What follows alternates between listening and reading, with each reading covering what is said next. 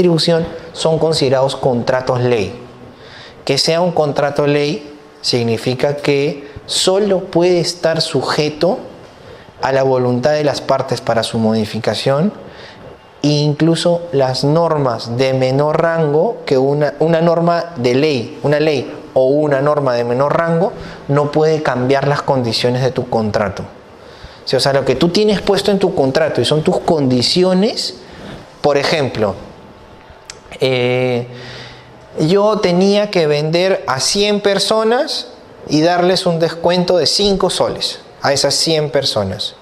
Por más que después salga una ley que diga ahora ese descuento se le otorga a 1000 personas, esa ley no va a poder cambiar mi obligación de darle a 5 personas el descuento de 5 soles. Eso significa que esto sea un contrato ley, ¿sí? Y esto lo que genera esto es atractivo para los inversionistas. Y eso funcionó muchísimo desde la década del 91 hacia la fecha. Una consulta. Sí, claro. ¿Las concesiones también tienen ingresos garantizados? No todas. No todas. No todas. En el caso de transporte, en el caso en particular de TGP, sí tuvo ingresos garantizados, pero el resto no necesariamente tienen ingresos garantizados. Cuando se le adjudicó a TGP, fue el transporte y también la troncal de distribución. Sí, pero estaba sujeto a que después encuentre TGP un operador al que le pueda ceder ese contrato. Claro, y ahí entra Cálida. Sí, exactamente. Y entonces ahí no había ingresos garantizados. Pero esa es una situación muy particular de cómo fue ese diseño. Cálida tuvo, porque ya no los tiene, ingresos garantizados porque antes todo era manejado como si fuera un transporte. Pero ya no existen los ingresos garantizados. ¿Sí? Sí, claro. Usted nos dijo que los convenios de teoría jurídica son muy difíciles de, digamos, fiscalizar. De fiscalizar y hoy de obtener. Sí. Entonces, los únicos convenios que se firman son los de estabilidad tributaria. Los que mayoritariamente sí. ¿Qué otros hay? Solo hay esos dos. Solo eso. Sí. Estabilidad jurídica o estabilidad tributaria. Solo hay esos dos. ¿Sí? Entonces, por ejemplo, este es el contrato de concesión y esto es justo lo que estábamos hablando ahorita. TGP lo firma con el Estado peruano, este es el de Cálida. Luego se firma una cesión de posición de contractual en el 2002 y este contrato pasa de TGP a Cálida, a Gas Natural de Lima y Callao. ¿Sí? Y las condiciones de la concesión son en Cálida lo que se buscaba y quién iba a ganar. El que ofrezca el menor costo del servicio. ¿Qué significa eso? Yo quiero que tú tengas una red troncal que te sirva para darle el servicio, para estar en disponibilidad de darle el servicio a tantas personas. Listo. ¿Cuánto me cobras por eso? 5 soles, 10 soles, 20 soles. El que menos ofrecía para cubrir esas inversiones era el que se llevaba la concesión de Lima y Callao. ¿Sí? En la práctica, ¿eso qué buscaba garantizar? Que el precio del gas natural sea el más barato. Porque mientras más elevadas sean tus inversiones, y dependiendo de cómo se mueva la demanda que tú tengas en ese sector, pues tu tarifa va a ser más alta o más baja. Como en este caso Lima es el centro más importante de demanda del país, teníamos una alta demanda, un costo de servicio acotado, o sea, inversiones acotadas, tarifa más barata, ¿cierto? Esa fue la regla bajo la cual se lanzó la distribución. El plazo, 33 años, que se puede llevar hasta 60 años, y la exclusividad es hasta el 2016, ya pasó, y luego lo que tienes es un derecho preferente para realizar zonas. Es decir, nosotros no hemos desarrollado, por ejemplo, la zona de Yauyus, ¿sí? Si viene una persona interesada en desarrollar la zona de Yauyus en el departamento de Lima, nos pregunta, le dice al ministerio que lo quiere desarrollar, el ministerio le pregunta a Cálida si Cálida en algún momento lo va a desarrollar o no. Si Cálida dice que sí, se firma un compromiso de en qué tiempo lo va a desarrollar, y si Cálida dice que no, su área de concesión se reduce y se le entregan a esa persona que va a desarrollar esa zona. ¿Sí? Estos son los compromisos que tiene Cálida en su contrato de concesión inicial y en la modificación que se tuvo al contrato de concesión para hacer un cambio de régimen tarifario que lo vamos a ver más adelante. Primero, como ven, era construir la troncal, esta línea principal, esa columna vertebral. Todas estas inversiones se cumplieron. Luego, asociado a esta capacidad, lo que nos decía el contrato de concesión era no que teníamos que tener consumidores conectados, sino que el sistema tenía que estar en capacidad para darle el servicio a todas estas personas, ¿sí? En estos años. O sea, no tenía yo que contratar con nadie. Yo básicamente ponía el tubo en la puerta, estaba listo y con eso yo cumplía mis condiciones con el Estado, ¿sí? Ahora, ambas cosas, en el 2002, cuando se firmó el contrato de concesión, lo que se consideró es que era casi imposible de alcanzar. Señores, nadie creía en el proyecto del gas natural y en la masificación del gas natural. ¿Sí? Nadie lo creía. Y dijeron, el gas natural es para las centrales eléctricas, es para en ese momento la central de Degel que está en Ventanilla, algunas industrias, punto, no hay más.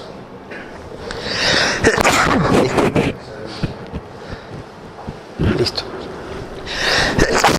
Disculpen, siempre son dos. Entonces, ¿qué es lo que llevó la realidad? Si ustedes ven, esto se iba a controlar en el 2016. Pero en el 2016 tú tienes que tener esto invertido y ahí yo voy a hacer la prueba si invertiste bien o no invertiste bien, si cumpliste o no cumpliste. Y al 2010 tú tienes que tener esto en capacidad. La realidad es que esta capacidad la alcanzamos en el 2009. Lo que se pensaba que se iba a alcanzar y con las justas en el 2016 al 2009 ya no teníamos capacidad. Estaba todo el ducto vendido. 255 millones de pies cúbicos es muchísimo. Si ustedes quieren saber cuánto tiene el norte o el sur, el norte tiene 12 millones de pies cúbicos y el sur tiene 8 millones de pies cúbicos. Y eso es todo lo que necesitan para darle el gas a todos los que hay en las concesiones del norte y el sur. Nosotros teníamos 255 millones de pies cúbicos. Para que se den cuenta las magnitudes. Y esto, igualito, al 2009 ya habíamos alcanzado tener redes para todas estas personas. Ahí el Estado se da cuenta y dice, no, yo tengo que cambiar el incentivo. Tengo que ahora buscar conexiones. Tengo que hacer que la gente se conecte más. Listo. Entonces, como ya nosotros no podíamos seguir haciendo inversiones para crecer, nos vimos obligados a hacer un cambio del régimen tarifario y en ese cambio de régimen tarifario el Estado nos dijo, te voy a cambiar las reglas.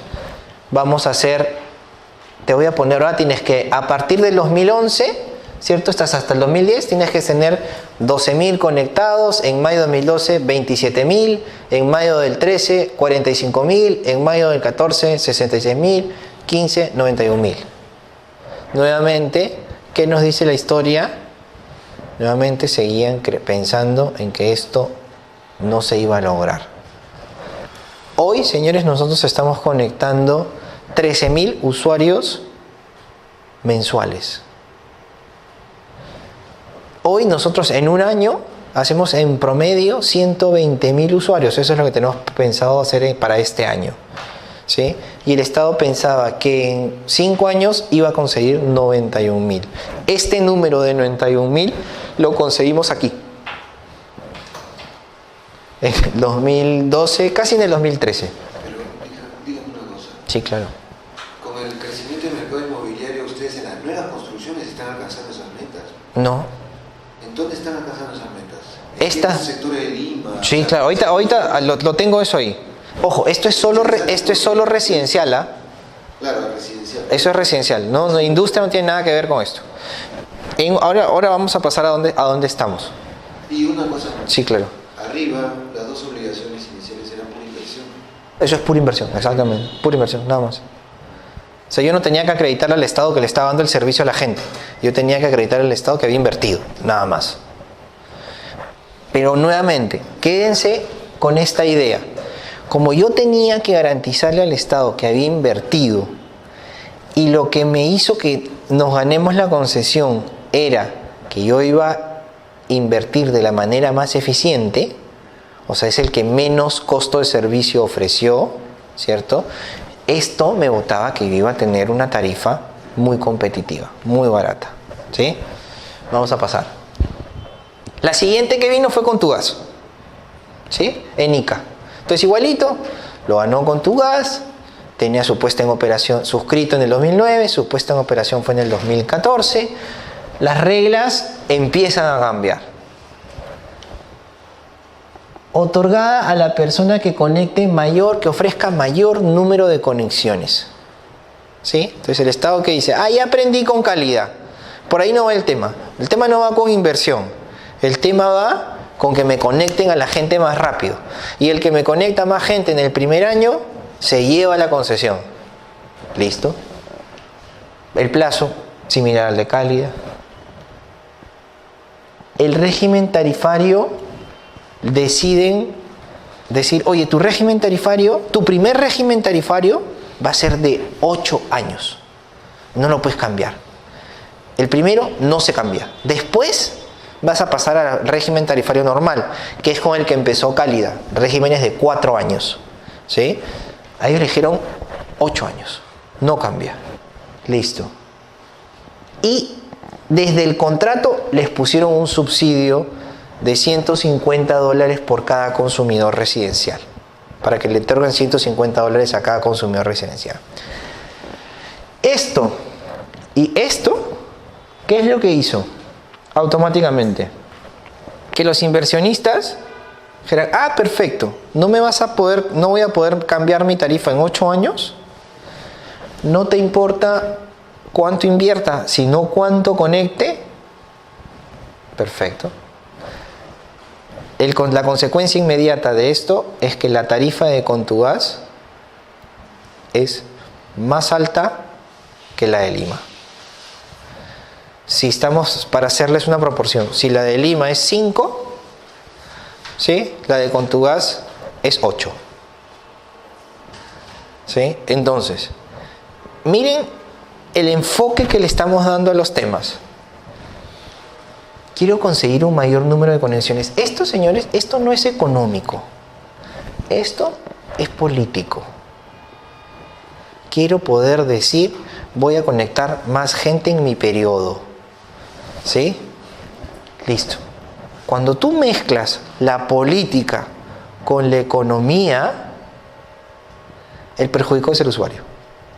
Siempre. Esa regla no se debe juntar. Nunca. ¿Sí? Y es muy peligrosa. Entonces acá, listo, efectivamente, ahora vamos a promover el gas natural en Ica. ¿Qué pasó en Ica? Una zona con un nivel socioeconómico promedio menor que el de Lima y pagan un gas más caro. Seguimos. Entra Fenosa y Gases del Pacífico, al sur y al norte. Y lo que dice nuevamente el Estado es, oiga, nos vamos con más número de concesión, de quién me conecta más en el primer año. Listo, le ponemos la regla de los 8 años de exclusividad, igualito que Contugás. Listo, le reducimos el periodo del contrato, ahora son 21 años. Pero les vamos a poner las conexiones, les ponemos las conexiones plata para que conecten gratis. Efecto de esto, ahora le agregaron un menor año. En Contugás, en Lima cuesta 5, en Contugás cuesta 8, en el norte y en el sur cuesta 13. Porque adicionalmente, como no hay ductos de transporte ni para el norte ni para el sur, lo que pasó es que tuvieron que agregarle el transporte virtual. Transporte virtual, y en este caso por las distancias no podía ser de gas comprimido, sino de gas liquefactado, líquido, es mucho más caro. Entonces, por ejemplo, la gente, una persona nivel socioeconómico D en Moquegua paga $13 el millón de BTU, versus en Lima la misma persona del mismo nivel socioeconómico paga 5. Eso es lo que tenemos que llevarnos a reflexionar. No solamente por eso, es este nivel de incentivos. Estás rompiendo nuevamente la lógica. Le estás diciendo al inversionista, no me importa cuánto inviertas, me importa que me conectes gente rápido. Entonces, si esa es tu regla para un inversionista, el inversionista va a invertir lo que tenga que invertir para conectar gente rápido. Y si eso lo podía hacer a un costo de 5, y ahora la regla ya no es quién lo hace más barato, sino quién conecta más rápido, y para eso tengo que invertir 10, pues lo hago. ¿Sí? Al final, la tarifa me lo va a pagar. Al final, la gente me lo va a pagar. Entonces, lo importante de tener cómo se han diferenciado las concesiones es ver hacia dónde queremos ir como país y fijar un incentivo claro de qué es lo que queremos hacer. ¿Queremos masificar el gas natural? Bien. ¿Queremos ayudar al usuario a que tenga el gas más barato? Perfecto. Busquemos las reglas que nos permitan hacer eso. Pero si cada vez vamos innovando en las reglas y vamos cambiando las reglas y vamos politizando las reglas, cada vez nos estamos alejando más de eso. Y ese paraguas que es quiero llevarle gas al usuario, en realidad no se está cumpliendo. No se está cumpliendo. No estás cumpliendo tu premisa de masificar el gas y llevar el gas a la persona que más lo necesita al menor precio. Porque tus reglas dicen otra cosa. Y el inversionista lo primero que ve son estas reglas. Y con estas reglas saca sus números. Y en base a eso decide si va a invertir o no. El inversionista no ve caras, no ve niveles socioeconómicos. Eso lo ve después. Cuando ya me gané la concesión, veo qué hago. Primero me la gano. Y para ganármela, tengo que cumplir estas reglas. A partir de ahí, si ustedes me preguntan, el peor error que han cometido el Estado desde Camisea hasta hoy en estos temas es cambiar las reglas de juego. Si hubieran establecido una sola regla de juego, hubieran tenido mejores condiciones de servicio para los usuarios. Sí, claro. Esos 4 años que le da para calidad de exclusividad, ¿son del periodo de tarifas iniciales? No, el periodo de exclusividad es de 12 años. Las tarifas son de 4. No está asociado con la tarifa. En el único sitio que está asociado con la tarifa es en Contugas, por los 8 años. Pero ese es un régimen que tienen de Contugas para adelante, no lo tiene Cálida. Porque las tarifas reguladas para Contugas, entonces, ¿cuándo empiezan? ¿En el octavo año? En el octavo año hay la posibilidad de cambiarlas. En los primeros 8 están metidas en su contrato. Es lo que su contrato dice que tienen que cobrar. Y para el caso de Cálida, ¿qué fue? De las tarifas reguladas. Teníamos una resolución que tenía unas tarifas establecidas y que ni bien entrábamos en operación comercial, teníamos la opción de pedir una nueva revisión de esas tarifas y a partir de ahí entrar a un régimen de revisiones cada 4 años. ¿Cada 4? Sí. Listo, entonces. El operador estratégico precalificado, como yo se lo decía, el operador estratégico es quien tiene que acreditar la experiencia suficiente para poder operar una concesión y el titular tiene la obligación de tener por lo menos el 30% de las acciones de la compañía. ¿Sí? En Lima. En el caso de las demás concesiones lo redujeron a 25%. Ahora, vamos a entrar al marco normativo. Lo primero que quiero mostrarles es alguien que quiere aventurarse a hacer distribución de gas natural en el Perú, está en medio de esta selva. ¿Sí? Lo primero que tienes es un Ministerio de Energía y Minas, que él es tu contraparte, ¿cierto? Él es el ente rector, él es quien firma tu contrato de concesión, con él te entiendes cuando el gobierno quiere decirte algo o no quiere decirte algo. Luego tenemos el Ministerio del Ambiente, ¿sí? En todo el tema de conservación, patrimonio ambiental, recursos naturales, biodiversidad, uso de recursos. Listo. Tienes el OCINER en un doble rol. Tienes el rol supervisor, tienes el rol regulador de tarifas. ¿Sí? Esto es algo poco usual. No es lo normal que el supervisor sea también tu regulador de tarifas. ¿Por qué? Porque ambos buscan incentivos, tienen incentivos contrarios. Por ejemplo, el supervisor quiere que todo vaya bien, quiere que las condiciones de seguridad sean altas, quiere que el nivel normativo sea alto, quiere que todo sea perfecto y que siempre lo cumplas. Listo. Hay un dicho muy famoso que dice: el que quiere celeste, que le cueste. Eso es lo que te dice él.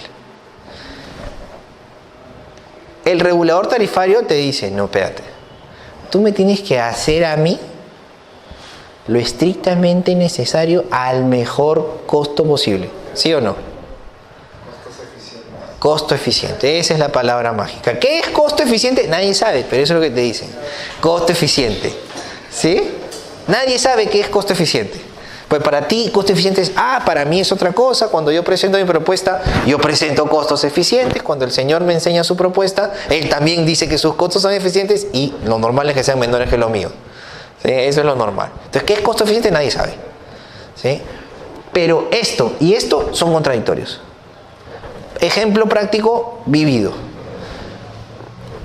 El regulador me decía, o Sinermin Fiscalización me decía: oye, cuando tú vayas a hacer el corte del servicio, me vas a poner una tapa ciega de metal enroscada, sobre eso otra válvula, va a tener precinto, va a tener todo perfecto. Oye, tus medidores bien ordenaditos, no me los golpees, tienes que transportarlos en paquete de 20 para que no pierdas la calidad de la medición y no se afecten. Tienes que tener tal nivel de conservación de esos medidores en el transporte. Perfecto. Costeamos todo eso, lo mandamos a regulación tarifaria. Regulación tarifaria me dice: tapa ciega de metal. ¿Qué tapa ciega de metal? No se necesita. Cierra nomás y precinto. Entonces, pero si la norma dice que tengo que poner tapa ciega. No, pero yo no te voy a pagar por la tapa ciega. Yo te voy a pagar por tu precerrada y tu precinto. Entonces, yo le decía: pero si yo no pongo la tapa ciega, me sancionan. Si la pongo, no me la pagas. Entonces, ¿qué hago? Otra, los medidores. Listo. Presentamos los medidores con las condiciones de la norma en una camioneta. No había otra. Tengo que comprar una camioneta para llevar los 20 medidores en las condiciones que me están pidiendo. ¿Qué cosa me dijo Sinermin? Gart, yo no te voy a reconocer una camioneta, yo te voy a reconocer una moto. Entonces nosotros hicimos el ejercicio. ¿Cómo subes a un técnico más su ayudante y 20 medidores en una moto? No se puede, no se puede. Entonces, por eso es que no están juntos, porque piensan distinto, piden distinto y tienen incentivos distintos. Y este es el ejemplo: Argentina, Colombia, Brasil, Estados Unidos también lo es así, México también lo es así. Pero bueno, es lo que tenemos. Ministerio de Cultura. Ministerio de Cultura, fundamental. En Lima encontramos restos arqueológicos cada 400 metros de obra. Hacemos en promedio 2.000 por mes. A 30 centímetros del suelo ya estamos encontrando huacos, entierros, telares, cerámicos, comida, de todo. Y eso es en Lima. Imagínense lo que es Ica, que tenía culturas mucho más desarrolladas que Lima. Imagínense lo que es el norte, que tenía culturas mucho más desarrolladas que Lima. El sur seguía teniendo, bueno, era parte de la cultura Nazca, Paracas, que se extendían hacia el sur. ¿Cómo creen que va a ser en este sueño que todos queremos de que llegue el gas al Cusco? Cuando no puedo levantar ni un ladrillo del piso porque el ladrillito sin hacer excavación es patrimonio arqueológico. Entonces cuando dicen, ya viene la distribución de gas natural en el Cusco, ¿quién va a ser el valiente? No sé. A mí me han pedido valores de inversión varias veces, todas las veces he dicho que no lo hagamos. Porque es imposible, no vamos a poder avanzar. No se va a poder. Si es que no se ponen de acuerdo este señor con este señor y con este señor.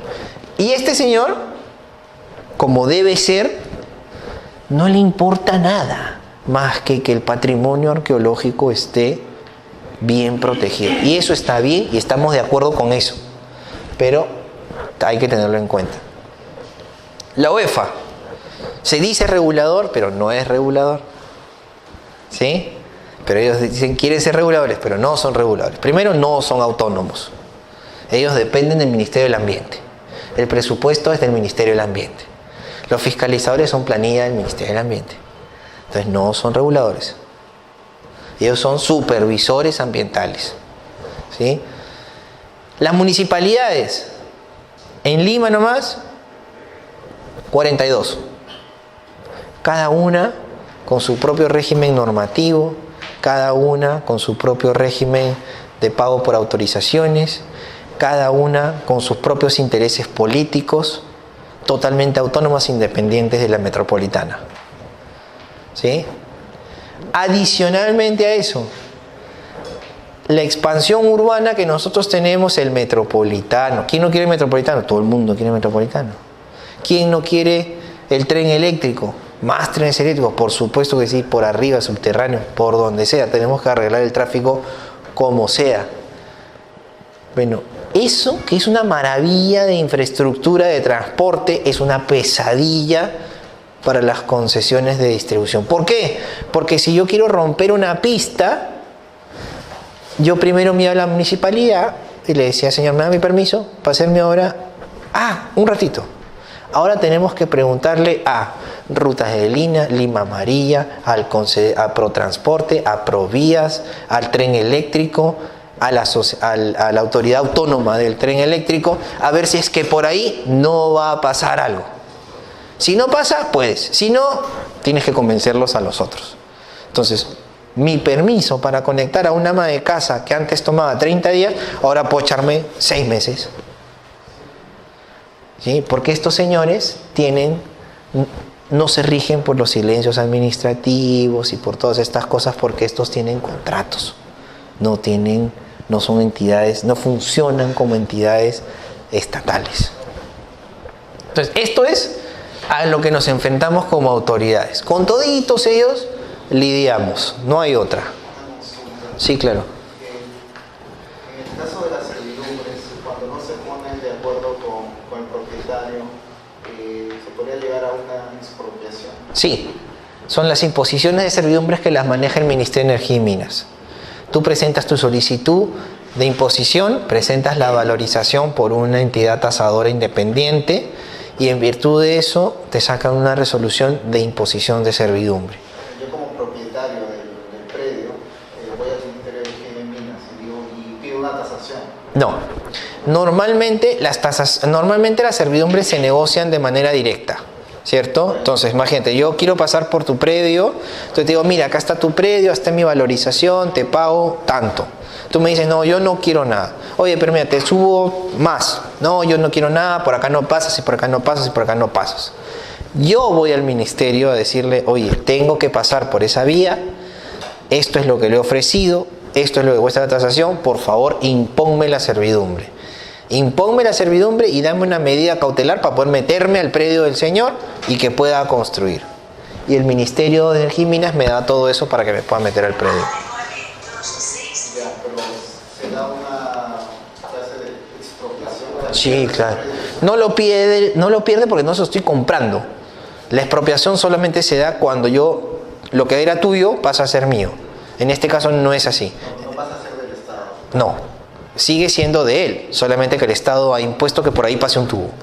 Pero va a recibir la servidumbre. Sí, yo recibo la servidumbre y el señor va a recibir un pago. O va a tener consignado en el Banco de la Nación un pago a su favor. Si él está de acuerdo, lo cobra. Si no, seguirá peleando judicialmente, pero ya la servidumbre está puesta y el tubo está puesto. Entonces, esto simplemente lo estoy poniendo acá. Yo no sé por qué se ha movido tan feo la presentación, pero esto lo estoy poniendo acá para que lo van a tener ustedes, pues la presentación yo la voy a dar para que todos ustedes se la repartan. Básicamente es el marco, una línea de tiempo con todas las normas que hay. Desde la ley orgánica de hidrocarburos, la ley de promoción, el reglamento, el tubo de reglamento, la norma de transporte, la viabilidad, el mercado secundario, las conexiones, el FICE, las leyes de inversión, los procedimientos administrativos, el reglamento ambiental, ¿sí? Y toda esa línea de tiempo la van a tener. ¿Cuál es la idea que quiero dejarles con esto? En las actividades de regulación de gas natural, todo está regulado. No hay nada que no esté sujeto a regulación. Nada. O sea, si yo quiero comprar un tubo, ese tubo tiene que tener esta característica, esta costura, esta medida, este espesor, este recubrimiento. Si quiero poner el tubo en el suelo, tiene que ser en una zanja de 1,80 m, tiene que ser aislado de otros cables, 30 centímetros de otros servicios, con una capa de arena, o sea, todo está regulado. Todo. Cómo facturo, cómo cobro, cuánto cobro, cada cuánto, cuándo puedo hacer descuentos, cuándo no. Todo tiene una norma. No hay nada que esté sujeto a mi discrecionalidad. ¿Eso es bueno? Es bueno y es malo, nuevamente, porque es bueno en el sentido de que es un monopolio, tienes que tener controlado a la gente que está haciendo. Es malo porque nuevamente todo lo que está normado, yo tengo que implementarlo, y si tengo que implementarlo, dependiendo del estándar que quieras utilizar, para establecerlo en la norma, pues vas a trasladarlo al usuario. ¿Sí? Es bien delicado saber hacer un balance entre qué exigir y cómo vas a trasladarlo eso en el mercado. Tú pides mucho por acá, subes mucho por acá. Pides poco por acá, probablemente bajes acá, pero las condiciones de seguridad también bajan. Entonces, ese equilibrio es muy importante.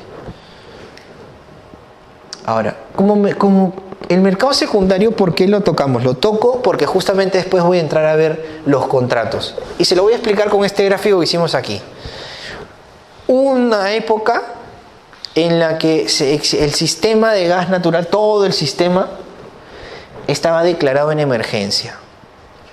¿Por qué? Porque básicamente, estos eran los que nos dieron, creo. Sí. A ver, allá. Estos.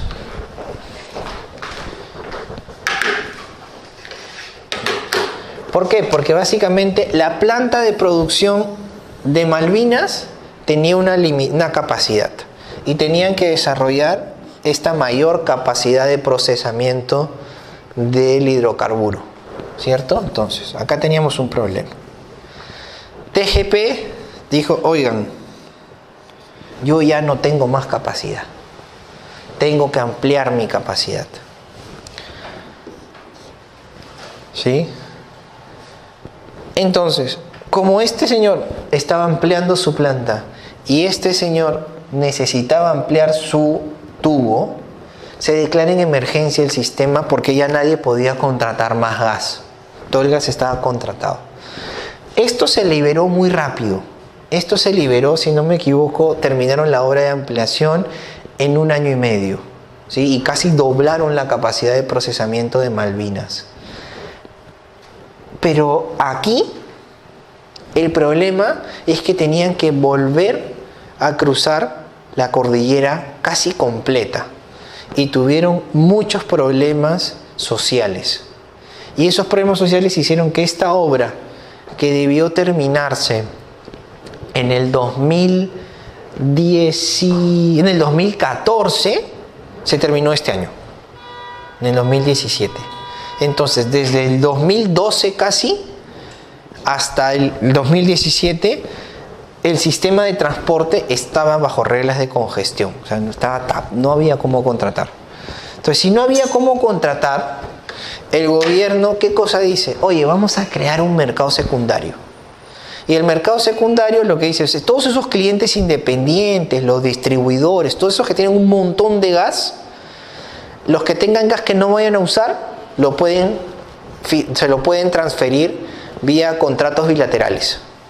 Entonces, si por ejemplo el señor tenía un contrato de gas por 100, usaba 80 y esos 20 le sobraban, y tú tenías una industria que tenías 80 y necesitabas 20 más, pues al señor, para que no los pague en exceso, te los vendía a ti casi al mismo precio de TGP, porque lo que el señor quería era simplemente no pagar lo que no iba a usar. Entonces te lo vendía a ti, el señor pagaba por sus 100, no tenía ningún problema, tú tenías tus otros 20 y con eso se manejaban hasta que se pueda destrabar este tema. Y este mercado secundario funcionó así, todavía está vigente, pero funcionó así hasta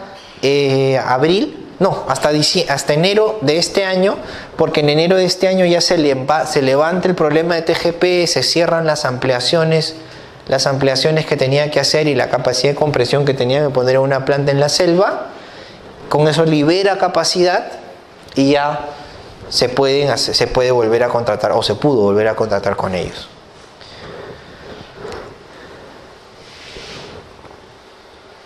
Esto es algo que acá, ¿qué fue lo que pasó? Ustedes vieron que teníamos este marco normativo que tenía un montón de normas, ¿sí? Y por eso estuvimos desde el 2009 hasta el 2015 con ese marco normativo que se ajustaban algunas cositas, pero se mantenía estable.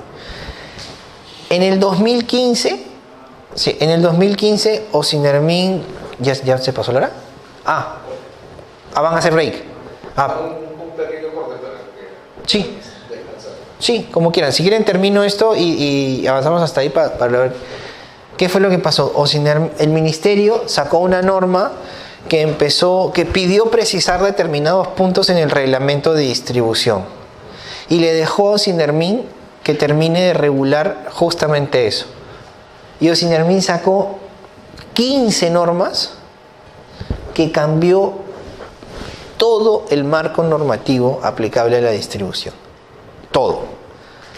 Calidad en el servicio, plazos para conexiones, obligaciones de autorización, el plan quinquenal, la promoción, el registro de instaladores, financiamiento para terceros.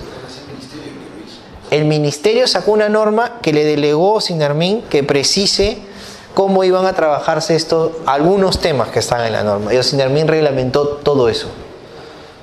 Y cambió literalmente todo el marco normativo. Todo el marco normativo. Sí. Ahorita voy a pasar a eso. Esto es simplemente para señalarte el cambio en la norma. Pero de ahí entramos al mecanismo de promoción. Y siguen los cambios. ¿Ves? Mira, acá está. Pero ese tubo era el que compilaba todo lo del anterior reglamento, ¿no? Sí, exacto. Y ahora modificado es Todo. una ensalada. Es una ensalada, literalmente. Porque hay cosas que están vigentes, hay cosas que no, hay cosas que tienen una norma particular, hay cosas que están en una norma de Ocinermin que tiene normalmente menor rango que el reglamento de distribución. Entonces, nosotros mismos los distribuidores estuvimos casi todo el 2006 buscando entender las normas de Ocinermin para saber cómo nos íbamos a manejar en el interín.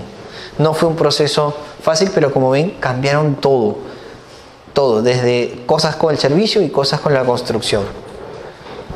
Entonces, doctor, si queremos entender mejor las cosas, tendríamos que leer no el tubo, sino Exactamente. esta modificación. Sí. Ni siquiera el reglamento anterior. No. Tienes que leer el reglamento, la nueva versión. Cosas del reglamento anterior que sí están vigentes. Sí, claro. Es que tienes que entender el reglamento, tienes que leer el reglamento anterior e ir haciendo una compilación de, acá hay una norma, hay un tema de servicio, listo, me voy a la norma de servicio. Acá hay un tema de no sé qué, me voy a la otra norma. Acá hay un tema de construcción, voy a revisar mi reglamento, pero además me voy a ir a la norma de construcción. Y así vas a tener que ir saltando de norma a norma. ¿Cuál es el mensaje relevante para dejar de todo esto? Ustedes recuerden que los concesionarios no pueden cambiar la forma que hacen las cosas de la noche a la mañana. Pero adicionalmente, ustedes recuerden que todo lo que yo hago está asociado con la tarifa que yo cobro. Entonces, si a mí, a mitad de mi periodo tarifario, que es de 4 años, me cambian las reglas de juego por completo y me dicen, oye, lo vas a aplicar a partir de mañana, lo que me está diciendo es que yo todos estos nuevos requisitos que están acá no los he metido en mi tarifa, pues no sabía que iban a aparecer. Entonces todo esto que está acá lo que genera es que yo tenga que invertir en cosas para adecuarme a esto y que no me las vayan a pagar por lo menos hasta el siguiente periodo tarifario. Yo tengo cada 4. Imagínense los nuevos concesionarios que encima por los primeros 8 no pueden hacer nada. Eso no nos afecta a ustedes, sino a los nuevos. A nosotros también, solamente que yo lo puedo corregir en un periodo más cortito. A los otros no, porque los otros tienen 8 años congelados. Y 8 años desde que empiezan a operar. Entonces, todo esto ya los afectó. No tienen cómo corregirlo, tienen que aplicarlo. Hasta que lo puedan meter en su tarifa dentro de 8 años. Entonces, en la distribución de gas natural y en realidad en todas las actividades reguladas, es fundamental nuevamente pensar no solamente en cómo hago para hacer las cosas más baratas, sino cómo hago para hacer las cosas de verdad estables. Porque con la estabilidad generas más economías de escala, generas más orden, generas más incentivos. Entonces, eso es básicamente el mensaje a seguir. Si quieren, hacemos un alto acá porque de ahí entramos más a temas ya de servicio, de usuarios.